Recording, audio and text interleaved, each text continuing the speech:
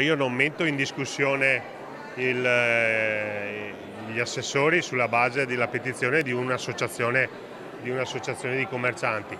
Portano dei temi che sono sacrosanti, che sono importanti e che devono essere presi in considerazione, però da lì a sostituire l'assessore ne passa di acqua sotto i ponti, anche perché sono valutazioni mie. Il ruolo dell'assessore Vettoretti all'interno della giunta di Treviso non è in discussione. È chiaro il sindaco Conte dopo i mal di pancia tra i commercianti del centro che hanno sottoscritto in 140, anche se i promotori assicurano che sono molti di più, una petizione con diverse considerazioni e richieste finite sul tavolo del primo cittadino. Lo stesso Conte si è detto dispiaciuto per la mancanza di confronto e dialogo denunciati dagli esercenti e si è detto pronto in prima persona a ricucire i rapporti. Lunedì si farà il punto al tavolo del commercio, ma nel frattempo sono già iniziati i primi contatti con le associazioni promotrici e anche con i singoli negozianti. E devo dire che già sentendo gli altri non c'è la totalità dell'accordo sui contenuti scritti, quindi insomma facciamo un po' di ordine con grande serenità. Assessore Vettoretti l'ha sentita?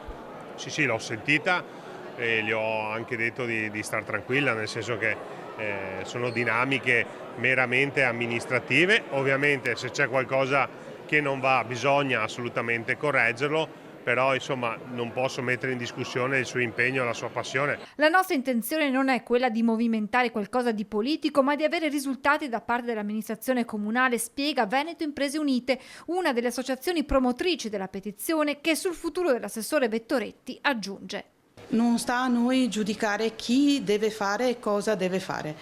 Rimane in mano al sindaco questa patata bollente. Lui sa che compiti deve avere un assessore, se li ha assolti e se li ha assolti in maniera corretta, oppure se deve prendere delle decisioni diverse, ma questo compete solo a lui. E sulle tensioni interne alla maggioranza tra Lega e Fratelli d'Italia, nei prossimi giorni dovrebbe esserci l'atteso confronto tra Conte e Claudio Borgia. Daremo poi comunicazione formale e ufficiale della chiusura di questa, chiamatela come volete, verifica di maggioranza, confronto all'interno della maggioranza, però insomma si va avanti uniti.